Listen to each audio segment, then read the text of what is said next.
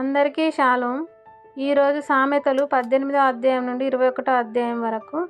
ఇందులో నుండి కొన్ని ప్రశ్నలు. మొదటి ప్రశ్న, ఎవరి వీపులకు దెబ్బలు నియమింపబడినవి? రెండవ ప్రశ్న, దరిద్రుడు ఎలా మనవి చేసుకొనును, ధనవంతుడు ఎలా ప్రత్యుత్తరం ఇచ్చును? మూడవ ప్రశ్న, తన చుట్టములందరికీ ఎవరు అసహ్యుడు? నాలుగవ ప్రశ్న, అంతరంగంలో చొచ్చి చెడుతనమును ఏది తొలగించును? ఐదవ ప్రశ్న, లేమికి భయపడి దేని యందు ఆసక్తి విడువుము? ఆరవ ప్రశ్న, తన ప్రవర్తనను ఎవరు చక్కపరుచుకొనును? ఏడవ ప్రశ్న, న్యాయము ఎవరు చేయరు? ఈ సమాధానాలు తెలిసిన వారు కామెంట్ బాక్స్లో తెలియజేయగలరు.